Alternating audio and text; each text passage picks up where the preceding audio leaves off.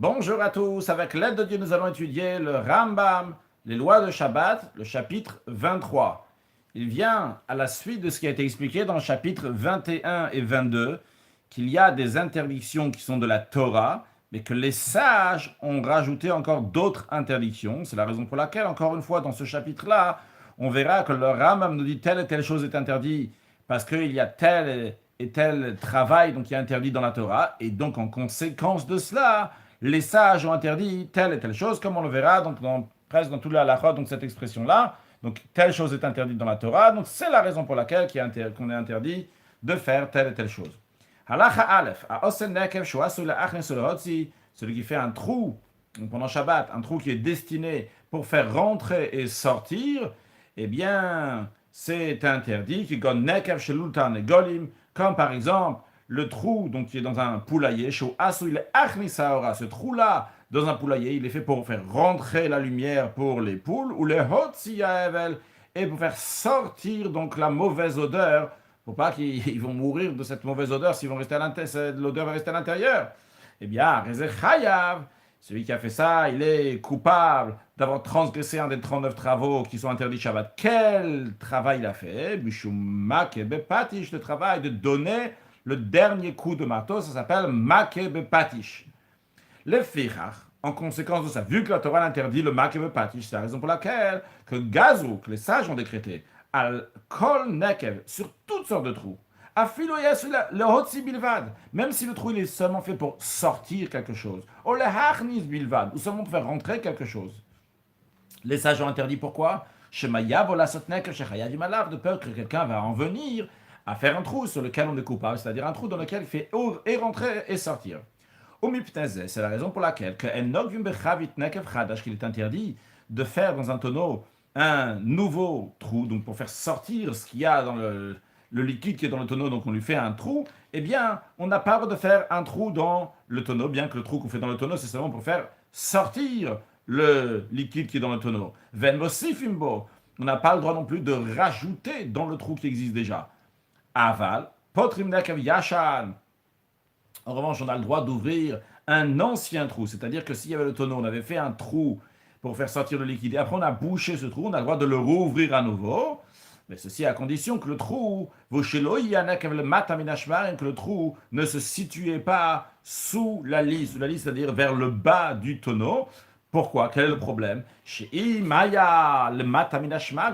Parce que s'il a bouché un trou qui était en bas du tonneau, littéralement le mataminashmarim, en dessous la lie donc, du tonneau de vin, la personne, lorsqu'il a fait le trou là-bas, et lorsqu'il a bouché le trou, il a bouché de manière très très forte, comme le tonneau lui-même. Donc il n'a pas juste comme ça bouché le trou, il a fait un bouché de manière qui est très très forte. Donc le potro, c'est interdit de l'ouvrir pendant Shabbat. Halacha bet. Nogvim begoufa shel chavit.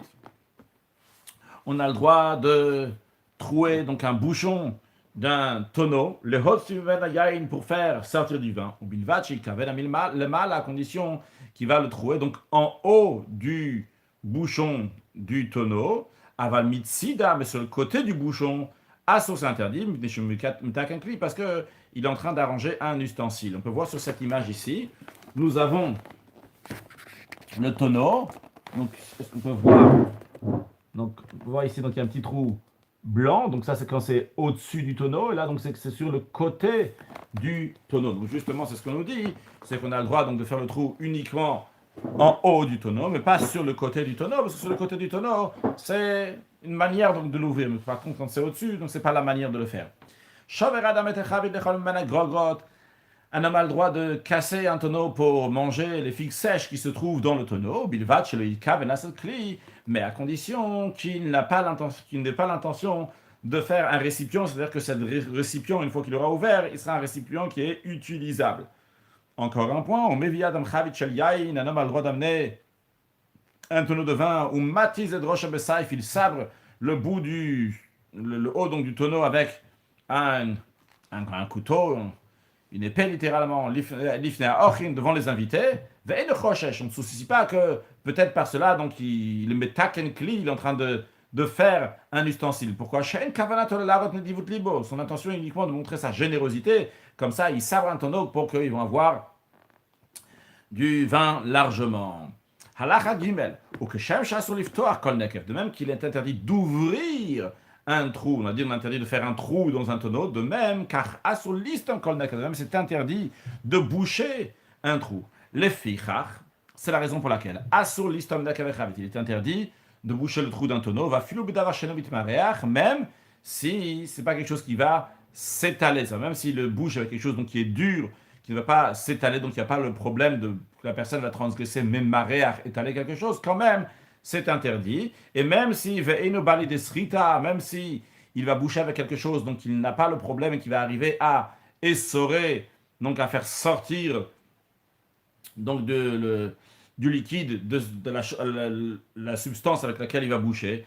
Comme par exemple chez Istom Bekeisam, s'il va boucher le trou avec un éclat de bois, ou bitsor, avec des petites pierres, bitsor katal avec des petites pierres. S'il a mis là-bas dans le trou de la nourriture pour garder cette nourriture là-bas, mais par cela, le trou s'est bouché avec la nourriture qu'il a mis. Moutar, il a le droit de mettre de la nourriture là-bas parce qu'il ne va pas la laisser, il la reprendra pour la manger. Ou moutar les har, on a le droit de se comporter, on a le droit de ruser dans ce tas, c'est-à-dire de boucher le trou avec la nourriture, et que tout celui qui voit, il va lui dire j'ai pas l'intention de boucher le trou, c'est tout simplement, donc j'ai besoin d'un endroit où garder mon morceau de nourriture, je l'ai mis dans ce trou. Halacha dalet. Kol davar shogmar mlacha. Le Ram nous dit une règle, toute chose qui constitue la finition d'un ouvrage, chayav alav mishum makeh bepatish, on est coupable pour avoir transgressé cette notion de makeh bepatish qu'on a dit, donc c'est le dernier coup de marteau qui finit l'ouvrage, qui finit le travail. C'est la raison pour laquelle celui qui a fini donc un ustensile et après donc il vient gratter même un tout petit peu comme ça pour enlever donc les petites traces comme ça qu'il y a dessus l'ustensile, eh bien ou bien celui qui répare, donc qui arrange un ustensile, quelle que soit la chose qu'il arrange avec, eh bien, chayav, il est coupable pour avoir transgressé, donc avoir donné le dernier coup de marteau. C'est le principe, c'est que grâce à ça, maintenant, l'ustensile, il est prêt. C'est une finition d'ouvrage.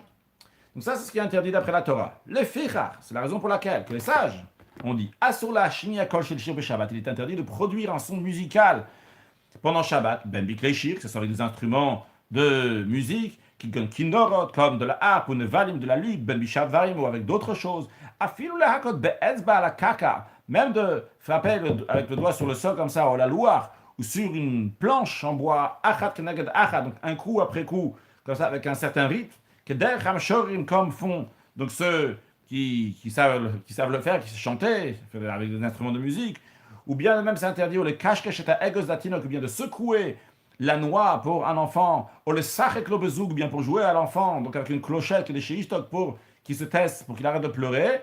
Kol zeve kayotzebo, tout cela, tout ce qui est semblable à ça, assour c'est interdit. Pourquoi? Gzera shamaita kenkleshir, de peur qu'il va arranger un instrument de musique. Alachahe, en mesapkin, on n'a pas le droit de frapper sur un ustensile, comme ça, avec pour faire du bruit sur un ustensile avec la main, velomeragdim, ni danser, donc frapper avec le pied, velometaprin, ni frapper les mains les unes sur les autres, beshav en Shabbat, tout ça c'est interdit. Pourquoi? Gzera, de peur, shemayitak en kleshir, de peur qui va arranger des instruments de musique. Ici, c'est pas arranger, ici, c'est qu'il va faire, donc il tac ici, donc il va fabriquer des instruments de musique.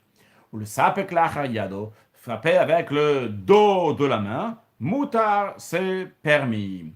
Encore un point, en shatin apnea maï, il est interdit de nager littéralement sur la surface de l'eau. Ce que le Ram veut dire ici, on parle d'une interdiction donc de nager, non pas quelqu'un qui a les pieds dans l'eau et qui avance dans l'eau, mais qui nage sur l'eau. Gzera, c'est un décret donc de peur, Shema Yetaken Kravitch Shayatin, qui va faire un flotteur de nageur, donc une sorte de tonneau donc, qui est vide, donc qui est entièrement fermé, et donc avec ce tonneau-là, donc on apprend à nager, un flotteur de nageur. Le Rambam nous dit, Brecha Shebechatzer, donc un bain d'eau, une sorte de piscine, donc qui est dans la cour, Muta la Shutba, on a le droit de nager dans ce bain d'eau. Pourquoi? Parce qu'il ne va pas venir à faire un flotteur de nageur, parce qu'on ne fait pas ce flotteur de nageur-là quand on nage dans une course. On nage dans un endroit, donc il y a sûrement un risque de se noyer, quelque chose comme ça, donc il est plus ailleurs que dans un bassin d'eau qui est dans une cour. Vehu, ceci est à condition que ce bassin d'eau qui est dans la cour, chez la safa mukafet, qui a donc littéralement une bordure qui l'entoure, c'est-à-dire qu'il y a des murs tout autour de tous les côtés. Donc chez le Ya'aker Mimena Maïm, que l'eau va pas sortir de ce bassin d'eau. Pourquoi c'est important? Donc il y a ce contour-là, qui est chez Heker Vehefesh Beina Benaya, pour qu'il y a une distinction entre ce bassin d'eau et la mer, que dans la mer, donc il n'y a pas de mur tout autour, donc là-bas c'est interdit. Ici, donc il y a des murs qui sont tout autour, et là ça sera permis.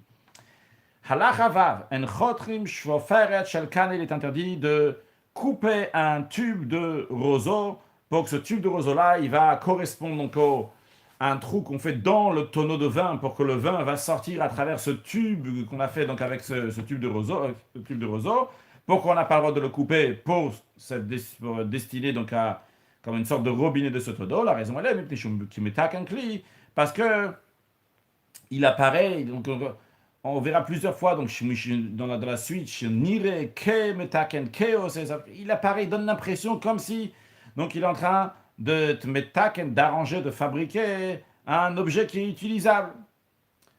Donc c'est interdit, parce que ça rentre dans le critère de makebepatish, de finir quelque chose qui veut que maintenant tu peux l'utiliser.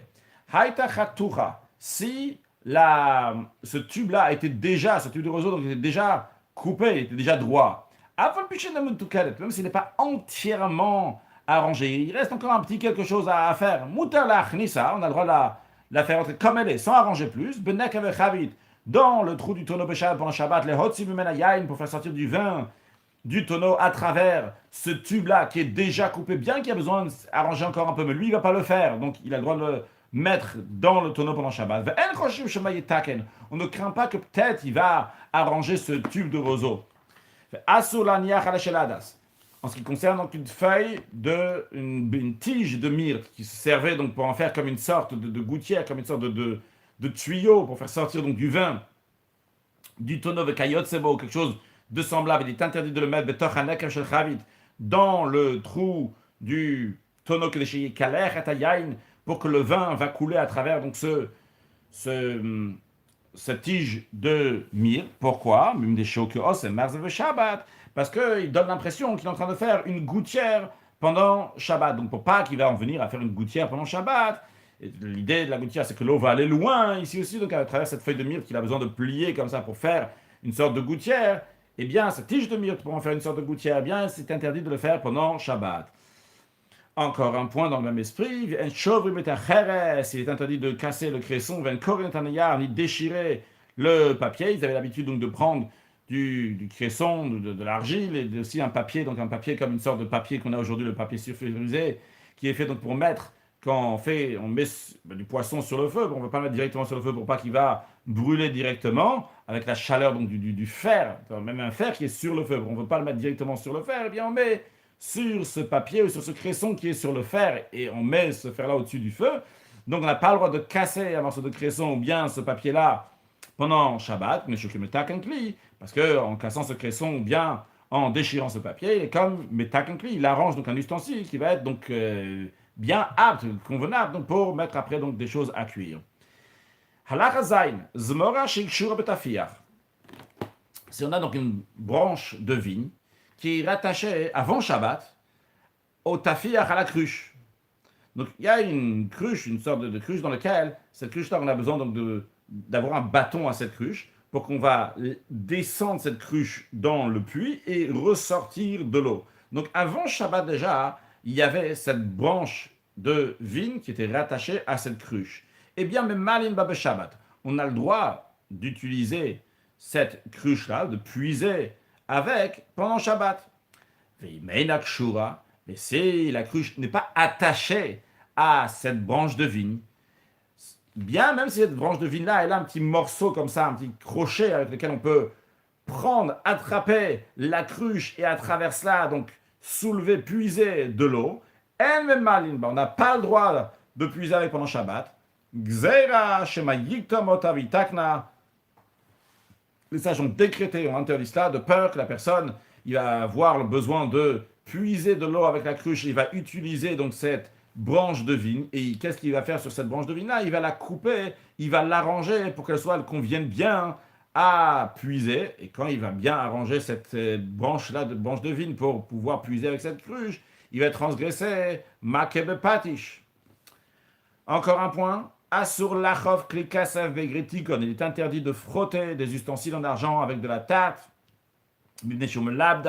Melabnan, parce que par cela, donc, il les nettoie, il les fait briller, comme les artisans le font. Et alors, où est l'interdiction ici? Se trouve comme si il a rangé un ustensile avec gomer mlato be Shabbat et qui finit son travail pendant Shabbat. Et quelque chose, donc il y a un gmar mlacha pendant Shabbat, on a dit, donc c'est makebe patish, c'est fini, c'est le dernier coup de matos qui est interdit. Aval, en revanche, on a le droit de prendre cet ustensile en argent et de le frotter avec du sable, avec du natron. Et de même tous les autres ustensiles, donc qui ne sont pas des ustensiles en argent, on a le droit de les frotter avec toutes choses, même avec de la tarte. Il est interdit donc de rincer, de nettoyer donc à l'eau pendant Shabbat des grandes assiettes, ve'il passin, des sortes de marmites, des choses semblables. Donc les keharot, c'est des assiettes dans lesquelles on met ce qu'on a fait cuire dans les passines, on le met après dans les keharot. J'ai traduit par assiette, des grands plateaux. Si quand il va les nettoyer, il est comme qu'il est metaken, il est en train d'arranger quelque chose. Il fait que maintenant, on va pouvoir s'en servir. Mais le problème, il est que quand il est en train de le nettoyer, il est en train de nettoyer aujourd'hui pendant Shabbat, et il va s'en servir seulement après Shabbat. Il a le droit de rincer ces ustensiles-là uniquement s'il les a rincés pour pouvoir manger un autre repas pendant ce Shabbat même. Avec les shtiya, des ustensiles, leur utilité, donc c'est pour boire, qui donnent kosot et kitonot, comme des petits verres, des grands verres, d'autres sortes de verres. Mutala dichan becholet, on a le droit de les nettoyer à n'importe quel moment du Shabbat, même s'il n'y a pas un repas officiel après. Pourquoi? Chez un kavalishti, il n'y a pas de moment fixe pour boire. On boit à n'importe quel moment de la journée, c'est pas comme les repas. Ven matzim tamitot be-Shabbat. Encore un point, on a pas le droit de faire, d'arranger les lits, donc Shabbat, que des lits shanalem le motzei Shabbat pour dormir sur ces lits-là après Shabbat à la sortie de Shabbat. Aval matzim milei les Shabbat le Shabbat. On a le droit de préparer un lit, donc la nuit de Shabbat, le vendredi soir, pour dormir Shabbat le jour. L'idée, si c'est pour l'utiliser à nouveau pendant Shabbat même, on a le droit. Halachachet. Asur le hadbil kelim tmim be-Shabbat. Il est interdit de tremper des ustensiles impurs pendant Shabbat. Des fois, dans certains cas, donc, il y a des ustensiles qui sont impurs et qui ont besoin d'être purifiés. La manière de les purifier, c'est de les tremper dans un bain rituel. On n'a pas le droit de le faire pendant Shabbat. Pourquoi? Parce qu'il donne l'impression qu'il est en train ici d'arranger un ustensile. Cet ustensile-là, donc, il n'était pas apte parce qu'il était impur. Et maintenant, le fait de l'avoir trempé dans le bain rituel, il devient apte. Maintenant, on peut l'utiliser. Donc ça, c'est en ce qui concerne un ustensile. Aval Adam Tameh. Mais un être humain qui est impur et qui nécessite donc de se tremper dans un milieu, dans un bain rituel pendant Shabbat, eh bien, lui, mutar lidbol, il a le droit de se tremper dans un bain rituel pour se purifier pendant Shabbat, bien qu'on aurait pu dire c'est problématique, parce qu'il est métak, il est en train d'arranger ici. On ne dit pas qu'il est en train d'arranger, pourquoi? Il est kamek, parce qu'il apparaît comme quelqu'un qui est descendu, qui s'est mis dans l'eau pour se rafraîchir. Ven mazim alav be Shabbat. Par contre, sur un être humain, on n'a pas le droit d'asperger pendant Shabbat. Asperger, il s'agit de quelqu'un qui a été impur en contact avec un mort. Et pour le purifier, il faut lui asperger des eaux dans lesquelles il y a les cendres de la vache rousse. Eh bien, cette aspersion est interdite de la faire pendant Shabbat, parce qu'évidemment, lorsqu'on asperge quelqu'un pendant Shabbat, c'est pas pour le rafraîchir, mais c'est pour le purifier. Donc, il y a oui ici l'idée qu'il est métaken, il est en train d'arranger quelque chose, en l'occurrence, c'est pas quelque chose, mais c'est quelqu'un qui est en train d'arranger par le fait qu'on va lui asperger ses eaux. Hamad bin Kelim Beshabbat. Maintenant, si quelqu'un, il a transgressé, il a, oui, trempé dans le bain rituel des ustensiles pendant Shabbat. Est-ce qu'il a le droit de les utiliser pendant Shabbat ou pas? Beshogek, s'il a fait ça involontairement, Ishtamesh Bahem, il a le droit de s'en servir même pendant Shabbat. Ben Meizi, par contre, s'il a fait ça intentionnellement, il savait que c'était Shabbat aujourd'hui, il savait que c'était interdit, et il a fait, Lo Yishtamesh Bahem à la Motzei Shabbat, il n'a pas le droit de s'en servir jusqu'à la sortie de Shabbat. Uniquement à la sortie de Shabbat, il pourra utiliser cet ustensile qu'il a trempé dans le bain rituel. De l'eau qui est impure. Il y a une possibilité de le purifier. Comment? Lorsqu'on va tremper cette eau dans le mikvé. Imaginons par exemple qu'il y a une bouteille d'eau, et cette bouteille d'eau, donc on la prend, on la met dans le bain rituel, et au moment donc, où l'ouverture de la bouteille d'eau s'est connectée avec le mikvé, toute l'eau qui est dans la bouteille c'est purifiée. La question, est-ce qu'on a le droit de faire ça pendant Shabbat ou pas? Et si on a le droit, comment le faire? Eh bien, le Rav nous dit qu'on a le droit de tremper de l'eau dans un bain rituel, de l'eau impure dans un bain rituel pour la purifier pendant Shabbat. Keitzadia, c'est par contre comment il doit faire. Notnan bikli she'ino mekabel tuma. Il doit mettre cette eau dans un récipient qui ne reçoit pas l'impureté, gon kli avanim, comme par exemple donc un ustensile qui est sa matière, c'est de la pierre, donc un ustensile qui est en pierre ne reçoit pas, ne contracte pas l'impureté. Et une fois qu'il a mis cette eau impure dans l'ustensile, comme par exemple un ustensile en pierre, donc un ustensile qui ne reçoit pas d'impureté, ou madbil akli bemigve, il trempe cet ustensile-là dans le bain rituel, jusqu'à que l'eau du bain rituel va monter, va aller sur ces eaux qui sont dans l'ustensile, les eaux qui sont impures, ces eaux-là donc automatiquement deviennent pures une fois qu'ils ont été trempés. Halacha tête. Il est interdit de prélever la terouma qui est de nos Kohen et les différentes dîmes de 10% qui doivent être prélevées de la récolte. On n'a pas le droit de le faire pendant Shabbat. Pourquoi? Parce qu'il donne l'impression qu'il est en train d'arranger quelque chose qui n'était pas arrangé avant Shabbat et que maintenant il a arrangé. Avant, je ne pouvais pas manger. Je n'ai pas le droit de manger donc, de ma récolte tant que je n'ai pas donné les parties qu'il faut donner au Kohen. Une fois uniquement que j'ai prélevé, j'ai mis de côté pour donner au Kohen, après je pourrais manger ce que j'ai devant moi. Donc si je le fais pendant Shabbat, il donne l'impression ici qu'il est en train d'arranger quelque chose. Donc les sages ont interdit parce que ça ressemble à Makebe Patish, que le dernier coup de marteau, il fait que maintenant la chose est arrangée. Halacha Yud. Non, le Rambam nous parle de Me'abed. Me'abed, langage de avoda, de travailler des peaux. Donc Me'abed, c'est tanner une peau. Me'avot malachotu. Donc celui qui tanne, qui prend différents ingrédients comme ça, qui met sur la peau pour travailler la peau, lui donner une certaine forme, pour faire des chaussures ou quoi que ce soit, eh bien ça fait partie des catégories de travaux qui sont interdits pendant Shabbat, les 39 travaux interdits. Celui qui ramollit en plus, ramollit la peau, donc le cuir, avec de l'huile, comme les tanneurs le font, mettons de l'huile, donc sur cette peau-là, qu'elle va devenir plus molle, arizem abed. C'est aussi, ça fait partie aussi du av melacha, donc d'un travail qui est interdit, donc me'abed de tané, vechayav, il est coupable. Donc ça, c'est ce qui est interdit de la Torah. Les fichas, c'est la raison pour laquelle, vu que c'est ce qui est interdit de la Torah, qu'est-ce que les sages ont interdit? Le yasu chadamen ragle beshemen. Les sages ont interdit que quelqu'un va oindre son pied avec de l'huile. Quand est-ce?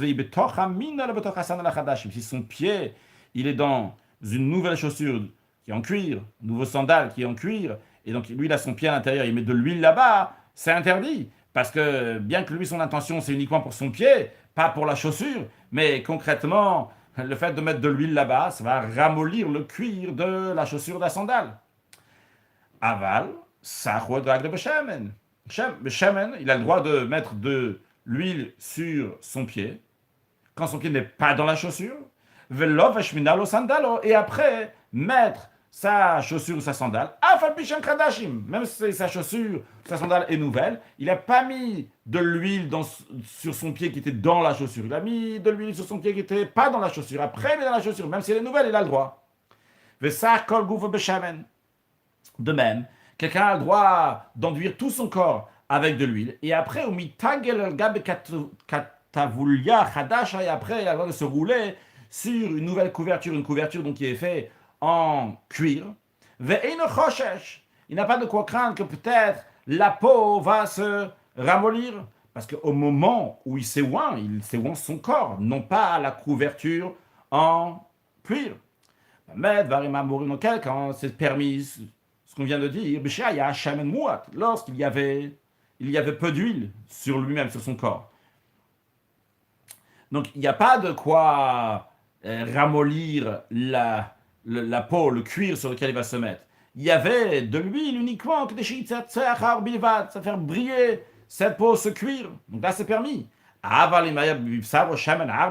Mais si sur sa chair, son corps, donc il y avait beaucoup d'huile, à tel point que la peau va se ramollir, dans ce cas-là, c'est interdit, parce qu'il est en train de travailler la peau. C'est comme si qu'ils travaillaient la peau, comme les tanneurs le font, en mettant beaucoup d'huile. Et le Rambam dit, tout ce qu'on a dit ici qui est interdit, kol bachadashim, tout ça, c'est uniquement dans le nouveau. C'est-à-dire que ce soit une couverture qui est nouvelle, ou bien que ce soit des chaussures qui sont nouvelles, des sandales qui sont nouvelles. Aval bishanim, mais si c'est des peaux de cuir qui sont anciennes, moutar, c'est permis parce que donc les peaux sont déjà ramollies. Halacha yudalef, hamemareach, celui qui étale, retia un pansement. Donc c'est un pansement sur lequel il y a une crème, il y a quelque chose, donc il y a un médicament qui est là-bas. Donc il le met sur ce médicament-là, donc ce pansement, on le met sur un endroit où il y a une plaie. Chayav. Il est coupable. À quel titre? Mishum mochek et haor, dans l'esprit de quelqu'un qui a lissé la peau. Lisser la peau, donc c'est une fois qu'on a enlevé la peau de l'animal, il faut enlever donc les poils qu'il y a sur la peau jusqu'à ce que la peau va devenir donc lisse. Alors la même chose aussi ici. Quand quelqu'un donc il a mis donc un médicament, une pommade sur le pansement et ce pansement-là, donc il va le mettre sur la peau, eh bien il est chayav, il est coupable pour être mochek, donc lissé, donc il est en train d'étaler ça, le lisser. Les filles, c'est la raison pour laquelle, en conséquence de ça, les sages ont interdit certaines choses. En sotmim nekev beshava, il est interdit de boucher un trou avec de la cire, de kayotseba, quelque chose qui est semblable, même s'il ne va pas étaler cette cire, il va juste la poser là-bas, quand même c'est interdit. Pourquoi? Gzeira shema yemareach, donc c'est interdit de peur qui va étaler donc cette cire sur le trou. Va filu beshuman. Et même si c'est avec de la graisse, donc il n'y a pas de quoi, on n'étale pas là-bas.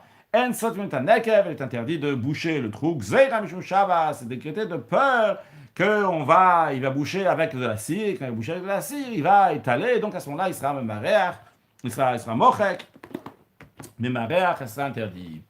Halacha yudbet, kotev, le fait d'écrire pendant Shabbat, celui qui écrit des lettres, mais à votre melachot, c'est partie donc des travaux qui sont interdits pendant Shabbat. Les fichas, c'est la raison pour laquelle, en conséquence de ça, les sages ont interdit que Assour, lichol bepour, il est interdit de farder avec un fard à l'œil, donc les femmes comme ça ils mettent donc du maquillage donc autour de l'œil. Un homme aussi, en tous les cas, c'est interdit. Pourquoi? Parce que quand il est en train de faire passer donc comme ça ce fard donc comme ça autour de l'œil, eh bien c'est comme qu'il est en train de prendre une plume, quelque chose pour écrire. Donc vu que ça ressemble, c'est pour ça que les sages ils ont interdit. Encore un point, encore un point qui vient dans l'esprit de l'interdiction d'écrire. Les sages ont interdit d'emprunter de l'argent, de prêter de l'argent, ou les halvot, et de prêter de l'argent, de peur qu'il va écrire pendant Shabbat, vu que l'argent il viendra dans tel et tel jour, etc. Il faut écrire pour ne pas oublier. De même il est interdit d'acheter, de vendre, ou les haskir, de louer, les sages ont interdit ça, de peur qu'il va écrire. Le Yiskora d'employer le Shabbat. On a parlé d'employer des ouvriers pendant Shabbat, de leur dire tu vas venir travailler tel et tel jour en semaine, etc. Ni de dire à son ami emploie-moi des employés, des ouvriers pour travailler après Shabbat. Il n'a pas le droit de le faire pendant Shabbat. Mais d'emprunter un objet et de prêter un objet, moutar, ça c'est permis de le faire pendant Shabbat. De même, quelqu'un il a le droit d'emprunter de son ami, de lui demander qu'il va lui prêter donc un tonneau de vin, un tonneau d'huile. Mais il ne doit pas dire dans l'expression de halveni. En français, halveni c'est prête-moi. Donc prêter de l'argent et prêter un tonneau, c'est la même chose. Mais en hébreu, de l'argent c'est halveni, c'est l'expression de halva. Et donc c'est pas juste une question, peut-être c'est pas juste une question si c'est un objet ou c'est de l'argent. Une halva, c'est à long terme. En tous les cas, donc le shoel, donc c'est pas quelque chose donc, qui est à long terme. Il peut lui redemander quand il veut. Et en plus, dans la she'ela, quand j'emprunte quelque chose, un objet, il doit me rendre le même objet, bien que dans le vin, c'est pas le même. En tous les cas, donc il y a une expression de she'ela, de halva. Halva, il n'a pas le droit de dire parce qu'halva, c'est à long terme. Et quand c'est à long terme, eh bien à ce moment-là, il risque d'écrire. Par contre, quand c'est she'ela, eh bien c'est l'expression aussi d'emprunter, mais c'est pas pour un long terme, donc ça, il a le droit de le dire pendant Shabbat. Halacha yud gimel, echad hamocher bapeh, que ce soit celui qui vend verbalement, ou bimsira, quelqu'un qui vend qui remis l'objet donc pour l'achat, Assour, les deux sont interdits pendant Shabbat. Parce que le principe est de peur qu'il va écrire qu'en effet un document dans lequel ça a été, telle et telle chose a été vendue.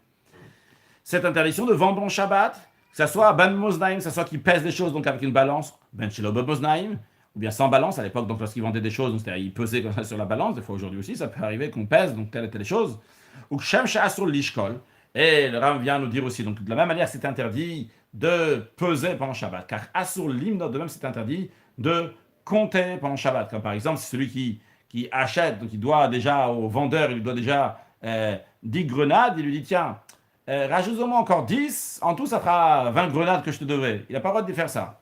Velimdod, et de mesurer pendant Shabbat, ben biklimida, que ce soit avec un récipient mesure, ben bayat, que ce soit avec la main, ben bachevel, que ce soit donc avec la corde, tout ça c'est interdit pendant Shabbat. Halachayud dalet, en danim be Shabbat, le tribunal n'a pas le droit de juger le jour de Shabbat. Velo cholsin velo meyamin. Dans la suite, on va avoir plusieurs notions, on va les expliquer donc au fur et à mesure. Donc la première notion, donc, c'est ce qu'on appelle le yiboum ou la chalitza. La Torah, elle dit que lorsqu'il y avait deux frères ou plus, donc il était marié et il est mort sans avoir d'enfant, eh bien, les autres frères qui sont mariés ou pas, ça ne change pas, eh bien, un de ses frères doit se marier avec sa femme. Donc, un des frères doit se marier avec la femme du défunt. S'il va se marier, il va faire le yiboum. Si ils vont pas se marier ensemble, il y aura une procédure qui s'appelle la khalitza, littéralement le déchaussement, donc qui est donc une procédure à faire qui ressemble à une sorte de divorce. Parce que le Rav nous dit ici qu'il est interdit on n'a pas le droit de juger pendant Shabbat, on n'a pas le droit de faire de khalitza, le déchaussement pendant Shabbat, ni le yiboum pendant Shabbat. Même c'est interdit littéralement de sanctifier, de se marier pendant Shabbat. Pourquoi ces choses-là sont interdites? Gzeira shema yirtov, de peur qu'il va en venir à écrire pendant Shabbat. Ve'en magdishin. Pendant Shabbat, on n'a pas de rendre quelque chose hegdesh, c'est-à-dire donc de prendre quelque chose et de le sanctifier pour le temple. Quelque chose, un objet ou un animal, etc. Pour le temple, c'est interdit de le faire, de dire ça c'est hegdesh. Ve'lo marichin. On n'a pas le droit de faire d'évaluation. Si quelqu'un il a dit mon évaluation est sur moi, littéralement, donc erki alay, en hébreu on dit comme ça, donc c'est-à-dire qu'il a dit que ma valeur, je dois la donner au temple, ou la valeur de tel, je dois la donner au temple, de manière plus précise, c'est l'évaluation, pas juste la valeur. Donc il a dit donc, qu'il y a certaines valeurs pour des gens qui sont de 5 ans jusqu'à 20 ans, de 20 ans jusqu'à 60 ans, c'est un homme, c'est une femme, etc. Donc en tous les cas, s'il a dit le RR, ce RR-là est sur moi, cette évaluation, il n'a pas le droit de faire ça pendant Shabbat. V'lo macharim, de même on n'a pas le droit de faire un cherem, c'est une expression qui est employée lorsqu'on prend un animal ou toutes sortes de choses, qu'on va dire que ça c'est un cherem, donc ça veut dire que ça va aller au Beth Amikdash, au Kohanim, mais en tous les cas, donc ça va sortir de domaine de cette personne-là. Toutes ces choses-là qu'on vient de mentionner, c'est interdit, parce que ça, c'est comme une sorte de vente, d'achat et de vente. On n'a pas le droit de prélever la terouma, donc qui est donnée au Kohen ou Masot, différentes 10%, chez les domel magdishotam perot shehifish, parce que ça ressemble à quelqu'un qui magdish, qui a sanctifié donc certains fruits qu'il a prélevé. Il a prélevé, donc il les a rendus hegdesh. On vient de voir que c'est interdit de rendre hegdesh, de sanctifier pour le temple. Ve'od. Encore une raison pourquoi c'est interdit. Parce que c'est comme si il les arrangeait pendant Shabbat. Donc un peu comme on a vu dans Halachatet, dans le même esprit, que le Ram il a dit, donc il est metaken, il est en train d'arranger quelque chose pendant Shabbat, ce qui est interdit. Donc c'est encore une autre raison pour interdire de prélever la terouma et le maaser. Et premièrement, non, parce que ça ressemble à quelqu'un qui est magdish, qui fait le hegdesh, c'est interdit. Et deuxièmement, parce qu'il est metaken. Encore un point, on n'a pas le droit de faire le maaser de l'animal pendant Shabbat. C'est quelqu'un, donc il a des animaux une fois par an, donc il doit les faire passer comme ça, un derrière les autres, et le 10e, donc il devient le maaser. Il n'a pas le droit de le faire pendant Shabbat. Gzeira, la tradition est Shemayir Shambesika, dans ce processus-là, le 10e, donc qui est passé, 1, 2, 3, 4, 5, 6, 7, 8, 9, 10, le 10e, il va mettre, comme ça dessus, il va mettre un morceau, une couleur rouge comme ça sur l'animal. Donc de peur qu'il va faire ça pendant Shabbat, donc c'est interdit de faire le maaser des animaux pendant Shabbat. En revanche, un homme a le droit de prendre un animal et de le sanctifier pour son sacrifice de Pessah pendant Shabbat. On parle d'un cas que ce Shabbat-là, c'est le 14 Nissan. 14 Nissan, il faut le sacrifice de Pessah. De même, il a le droit de prélever, de prendre un animal qui doit amener un sacrifice de chagig, un sacrifice de fête. Il a le droit de le faire pendant Yom Tov. Pourquoi? Chez eux, mitzvah Yom, parce que ça, c'est la mitzvah du jour, de la veille de Pessah, ou bien de la fête. Le Ram nous dit, Kushem Shel Magdishi, de la même manière qu'on n'a pas le droit de sanctifier pendant Shabbat quoi que ce soit, donc pour le Hegdesh, pour le temple, car de même on n'a pas le droit de sanctifier les eaux lustrales, c'est-à-dire lorsque on prend des eaux de source et dans ces eaux de source on va mettre de la cendre de la vache rousse pour que ces eaux-là vont pouvoir faire effet lorsqu'on va les asperger sur quelqu'un, on n'a pas le droit de mettre ces cendres dans l'eau pendant Shabbat. Si quelqu'un a transgressé ce qu'on a dit avant sur le point qu'on a dit qu'on n'a pas le droit de prélever la terouma et le maaser, donc les parties qu'il faut donner au Kohen et d'autres de 10%, donc il faut faire certaines choses avec, on n'a pas le droit de le faire pendant Shabbat. Si quelqu'un l'a, oui, fait pendant Shabbat, alors est-ce que c'est considéré que c'est fait? Est-ce qu'il a le droit de l'utiliser pendant Shabbat ou pas? Eh bien, Beshogeg, s'il a fait ça donc par inadvertance, il a obligé que c'était Shabbat aujourd'hui, ou bien il a pensé que c'était permis pendant Shabbat, eh bien, Yochal Mashetiken, il peut manger de ce qu'il a arrangé. Bemmeizit, intentionnellement, il savait que c'était Shabbat, ou il savait que c'était interdit pendant Shabbat, et il a fait le Yochal al Shabbat, il n'a pas le droit de manger ce qu'il a. Il a prélevé, par exemple, 10%, les autres 90% que lui, il a le droit de manger, il a le droit de les consommer en général. Mais vu qu'il a fait ça pendant Shabbat, eh bien, il n'a pas le droit de consommer ces 90%. Donc, ce qui est resté, il n'a pas le droit de consommer pendant Shabbat. Ou benkar. D'une manière ou d'une autre. Il a fait ça volontairement ou involontairement, quoi qu'il arrive, ticket notre apérote. Une seule chose est sûre, c'est que ces fruits-là, maintenant, sont devenus aptes à la consommation. C'est-à-dire les fruits qui restent une fois qu'il a prélevé, ces fruits-là sont aptes à la consommation. De même, celui qui a sanctifié quelque chose au temple, quelqu'un qui a donné l'évaluation de quelque chose au temple, quelqu'un qui a dit que telle chose est chérem pour le temple, il a dit ça pendant Shabbat, on a dit que c'était interdit. Eh bien, s'il l'a quand même fait, qu'il a fait involontairement ou volontairement, ce qu'il a fait, c'est fait. C'est-à-dire que, en effet, la chose est devenue kadosh, elle est devenue sainte, elle est devenue chérem, elle est devenue donc pour le temple. Inutile de dire qu'il en est de même aussi s'il a fait ça donc pour un jour de fête, vu que l'interdiction du jour de fête c'est plus léger que celui de Shabbat. De même, celui qui a fait acheter quelque chose à son ami, en français ça, on dit quelqu'un qui a vendu quelque chose donc à son ami, eh bien, Kana, l'acheteur a acheté, c'est considéré donc une vente. Avant de continuer, il y a une notion qui s'appelle le demaï. Le demaï, donc c'est de la récolte qui vient d'un amahares, de quelqu'un qui est, on va traduire par ignorant, donc c'est peut-être pas très juste, mais en tous les cas, donc quelqu'un qu'on n'est pas sûr que s'il a prélevé, donc ce qu'il fallait prélever ou pas, donc ça s'appelle du demaï. Et les sages ont instauré que tout celui qui achète du demaï doit prélever à nouveau, comme si on est sûr que celui qui l'avait, il ne l'a pas prélevé, vu que c'est quelqu'un que sûrement il n'a pas prélevé. Eh bien, mais asrim et admaï, on n'a pas le droit de faire le maaser pendant Shabbat.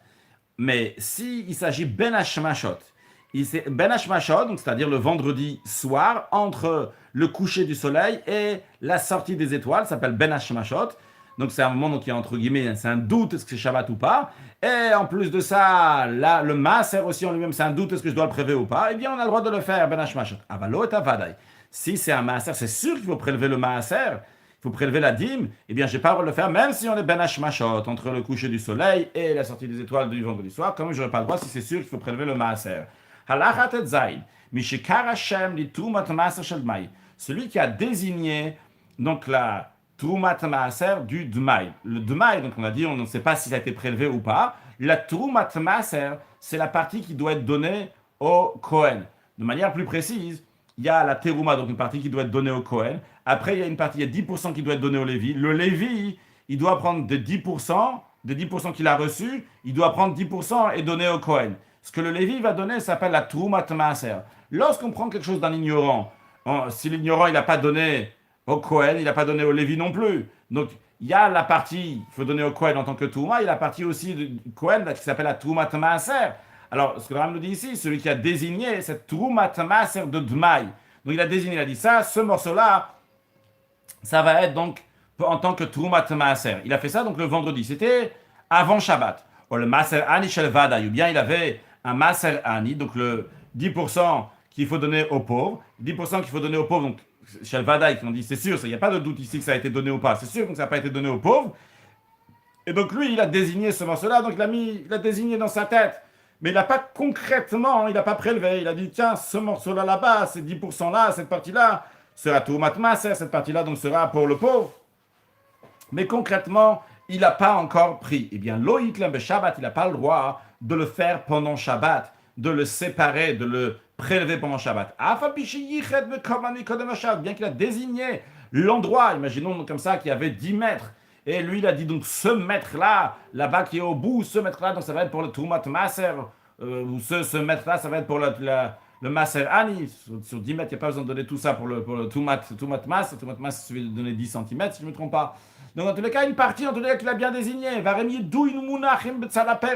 Ils sont clairement définis à côté des autres fruits. Eh bien, il n'a pas le droit de le faire. Il n'a pas le droit de le prélever pendant Shabbat.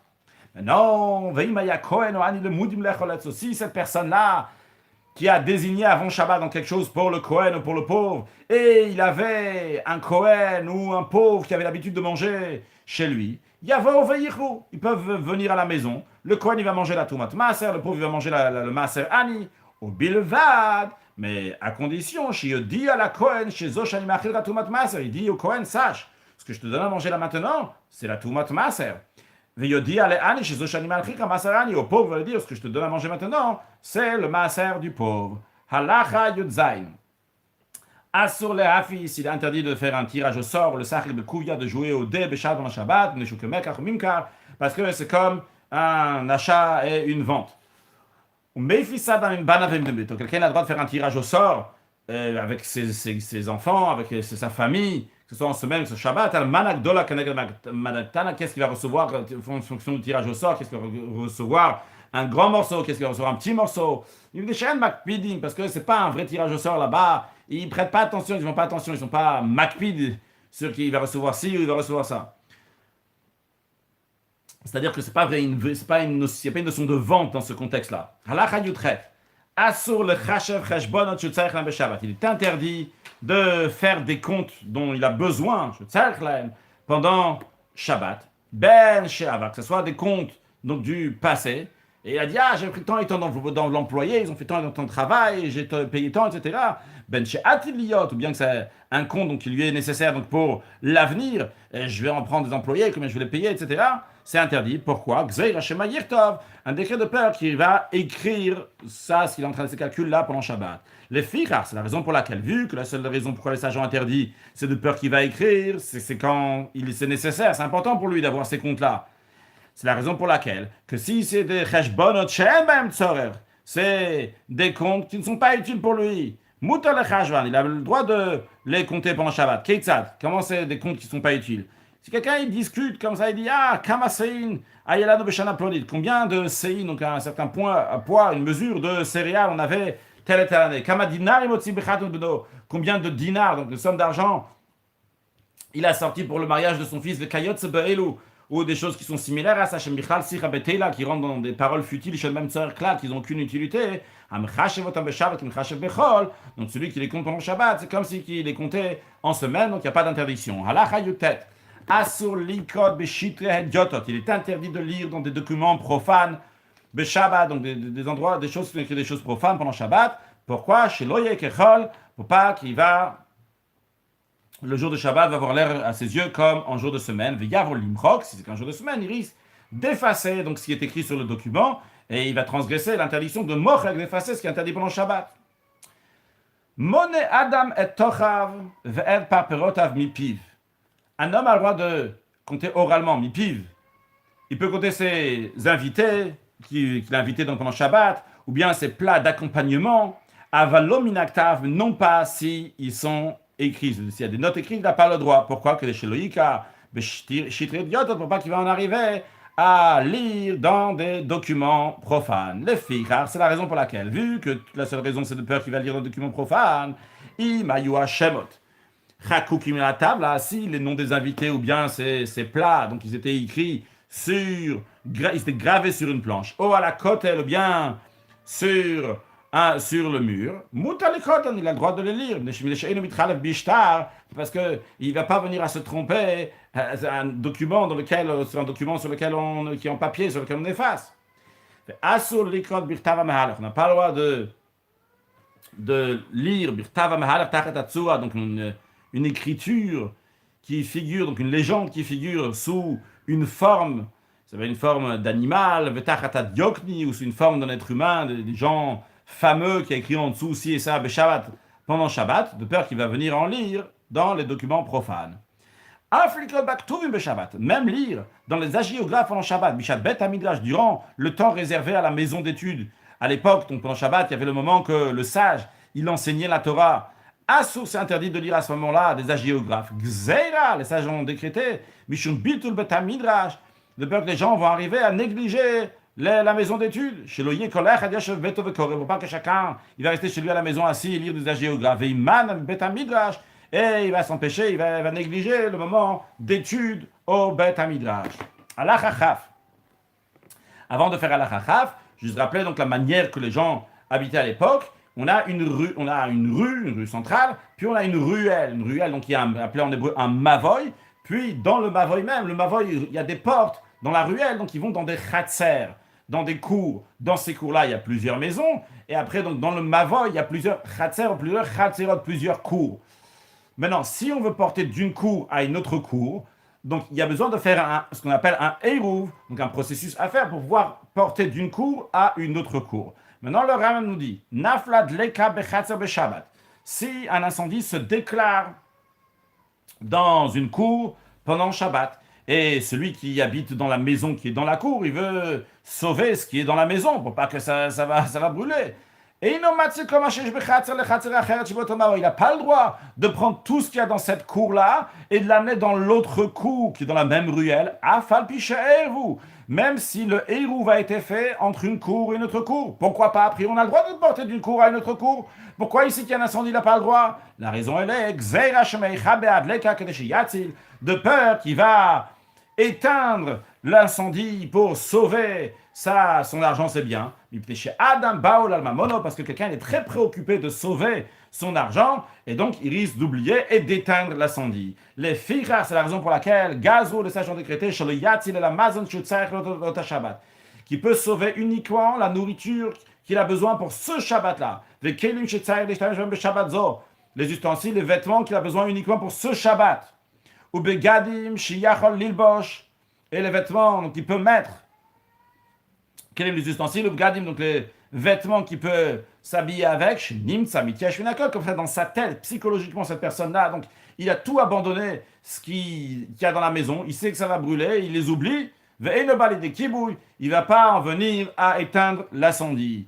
Maintenant, ça c'est s'il y avait le hérouv. S'il y a le hérouv entre une cour et une autre cour, il peut prendre tout ce qu'il a besoin pour ce Shabbat-là et l'amener dans l'autre cour. Mais s'ils n'ont pas fait de hérouv entre une cour et une autre, même sa nourriture, les ustensiles qu'il a besoin pour ce Shabbat-là, il n'a pas le droit de sauver d'un khatser à un autre khatser, de la cour à l'autre cour.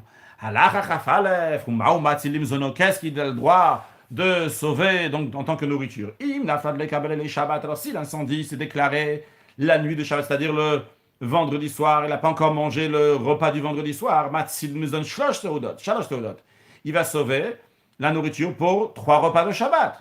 Le repas donc de vendredi soir et le repas de Shabbat dans la journée. Arao le Adam. Donc l'alimentation humaine, donc qu'il a besoin pour les êtres humains, il va se sauver. Arao le Behema, l'alimentation animale, donc pour les animaux. Nafla Beshachid, après si l'incendie s'est déclaré, donc c'était le matin avant qu'il a fait le repas du matin de Shabbat. Matzil Menamazon Shte Seudot.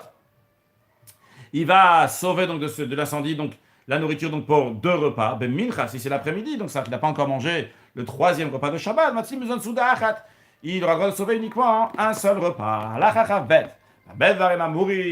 Dans quel cas ça s'applique qu'il a le droit de sauver de l'incendie uniquement la nourriture qu'il a besoin pour ce Shabbat-là? Mais c'est s'il a beaucoup du récipient, il prend un récipient, etc., que dans ces cas-là, on lui dit, écoute, tu peux me faire passer combien de récipients que tu veux d'un khatser à un autre khatser, d'une cour à l'autre, mais uniquement ce que tu as besoin pour Shabbat. Au Shayam Malek Liomotsi, ou bien qu'il avait un seul ustensile, il prenait, il amenait dans l'autre cour, etc. On lui dit jusqu'à 3 repas, ou en fonction donc de 3 repas, ou 2 repas, ou 1 repas. Ou Maloto Pamshnia, donc il a un seul ustensile, donc il le vide dans le khatser d'à côté, et il le remplit à nouveau, et il le revide à nouveau, etc. Dans ces cas-là, au Shem Matzi la Mashut Saer, donc on dit qu'il a le droit de sauver uniquement ce qu'il nécessite. S'il a sorti uniquement un seul ustensile, pas plusieurs, en un seul coup, dans ces cas-là, même s'il y a plusieurs repas, moutar, c'est permis, même s'il y a plusieurs repas dans un seul ustensile, il y a 10 repas, il peut se faire sortir si c'est un seul ustensile. Comment est cette permission de sauver, donc de prendre plus que 3 repas? Matzil sak malaki karot. Il peut sauver, donc il peut sauver de l'incendie, un panier qui est rempli de pain. Afal pichej kamasoud, comme s'il y en a pour plusieurs repas. Ve'igul vela, il y a un rond de figue sèche. Donc bien qu'il y a beaucoup plus, donc les filles qui va manger pendant Shabbat. Ve'chavit shelia, il y a un tonneau avec une grande quantité de vin qui va pas tout voir pendant Shabbat, mais c'est un seul tonneau. Ve'chani parastalito ve'kibetzba, kol sheyachol ha'otzi, de même s'il a étendu son vêtement et il a assemblé dans le vêtement tout ce qui peut sortir en un seul coup. Ve'hotzim lea bevatachat, d'aller sortir en un seul coup. Mutar, c'est permis même qu'il y a plus que 3 repas. Halachachav dalet. Amalacherim, s'il a dit à d'autres personnes, bo vatzim lachem, il a dit à d'autres personnes, aux voisins, à d'autres personnes, venez, sauvez ce que vous voulez de l'incendie. Kol echad ve'echad matzil mazon shutzarichlo. Chacun des gens qui va venir ici, eh bien, il a le droit de sauver la nourriture que lui, que la personne qui vient sauver, donc même que c'est pas, l'incendie n'est pas chez lui à la maison, donc c'est l'autre personne qui vient, elle a le droit de prendre la nourriture aussi là-bas, ce qui nécessite pendant le Shabbat, au kliachat shemarzik afilu davagadalo, comme on l'a dit avant, même si c'est un seul ustensile, mais dans lequel il peut contenir plein de choses, même plus que 3 repas. Va rouchel matil, à qui ça appartient? Ça appartient à la personne qui est venue, donc l'autre personne qui est venue pour le sauver. Et le propriétaire de maison, il a dit bovatzilou lachem, venez sauver pour vous, donc c'est pour vous, c'est pour eux. Maintenant, il me le rate, ça marche le carton. Si celui qui est venu, il a sauvé, il n'a pas voulu pour le prendre pour lui, ou il le rend propriétaire. Il a le droit après Shabbat de lui dire, écoute, les efforts que j'ai faits pour sauver ce manger-là, je veux que tu me le donnes. Shabbat, c'est pas considéré comme un salaire de Shabbat, parce qu'au moment de Shabbat, on n'a pas parlé de salaire. Au moment où il a pris ça pendant Shabbat, c'était abandonné, ça appartenait à personne, ça allait brûler.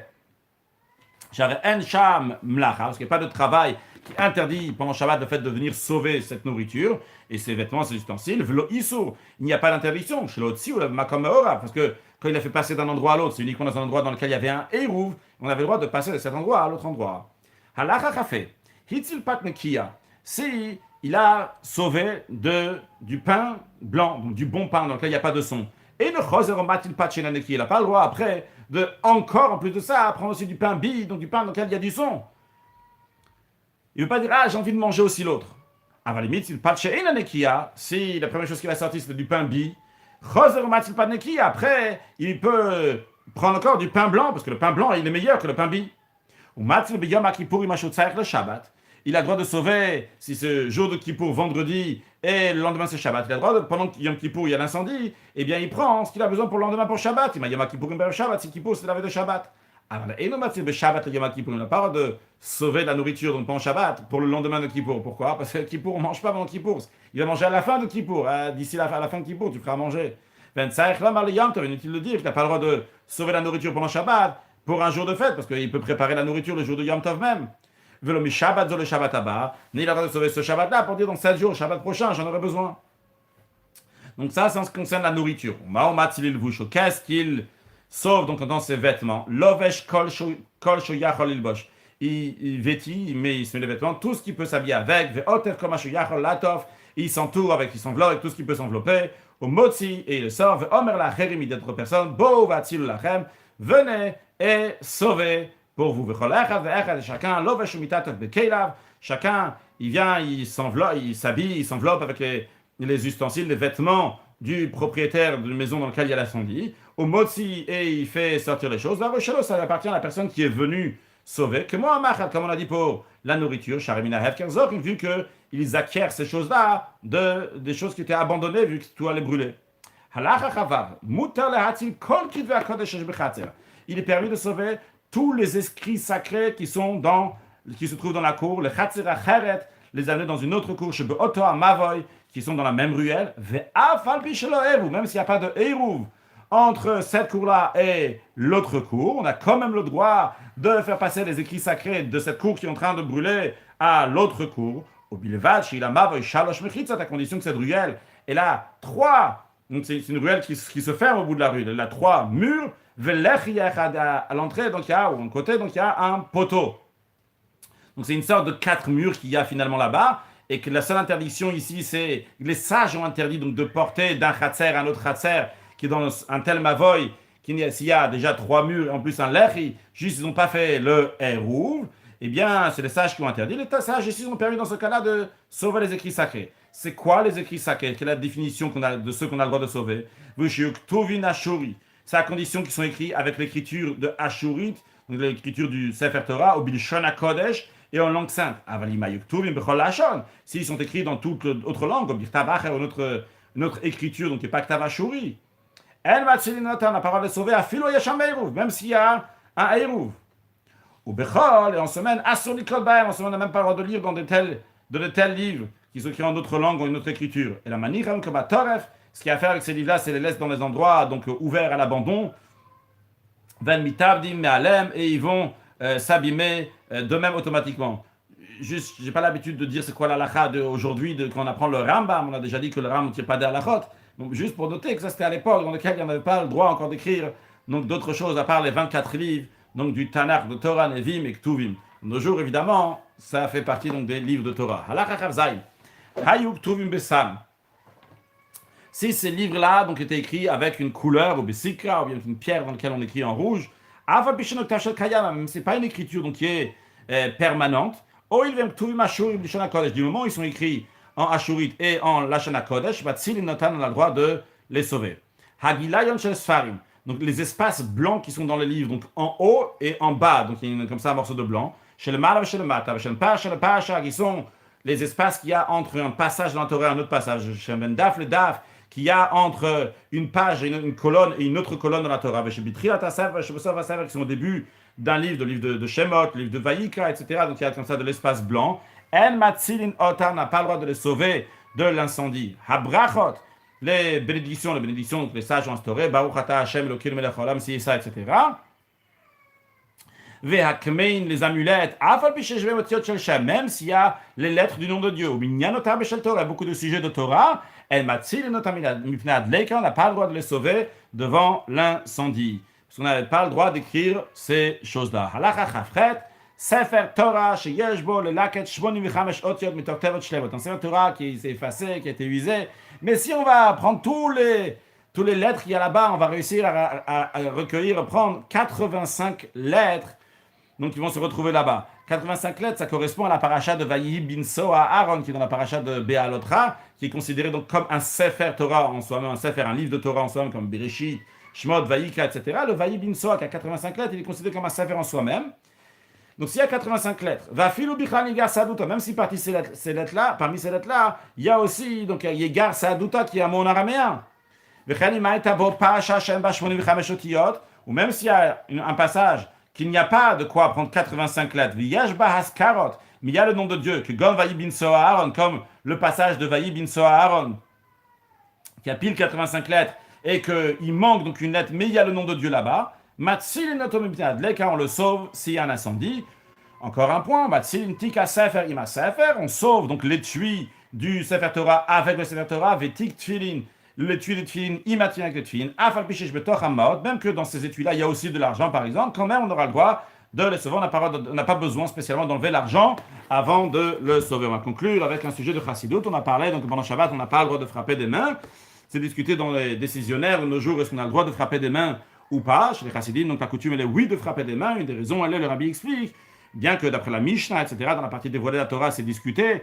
Est-ce qu'on pourrait, c'est pas si évident comme on a vu dans le Rambam aujourd'hui, mais la raison profonde de cela, c'est comme on retrouve chez David Amelach qui dansait, il dansait avec une très grande joie, et une joie qui était liée avec quelque chose, avec le Aaron HaKodesh, etc. Mais après, dans la ville de David, on retrouve là qu'il a dansé, même c'était au-delà de toute joie, d'ailleurs que sa femme Michal n'a pas pu comprendre et supporter cela, eh bien, il est sorti de toutes les barrières avec une joie, donc il déborde toutes les barrières. Eh bien, en ce qui nous concerne, vu qu'on se rapproche encore plus de la venue de Mashiach, juste après la destruction du temple, déjà, le Mashiach est né. Eh bien, de chaque instant, on se rapproche encore plus du moment que David Melech Alem, que le roi David va être roi sur tout le peuple juif, qu'on dit David, donc c'est la descendance du roi David, le Melech HaMashiach. Et donc, il y a le fait d'être joyeux, le phase de Mechaker, l'Ifnei Hashem, de se réjouir très fortement devant Kadosh Baruch Hu, eh bien sûr, c'est basé aussi sur l'halakha, mais dans le sens profond, on a cette joie qui dépasse toutes les barrières, toutes les limites. C'est la raison pour laquelle, donc, on se permet de frapper des mains, de danser, se réjouir pendant Shabbat, Kadosh Baruch Hu fasse que très prochainement on puisse se réjouir de manière de Simchat Olam al Rosham, une joie éternelle avec la venue de Mashiach. Now, excellente journée!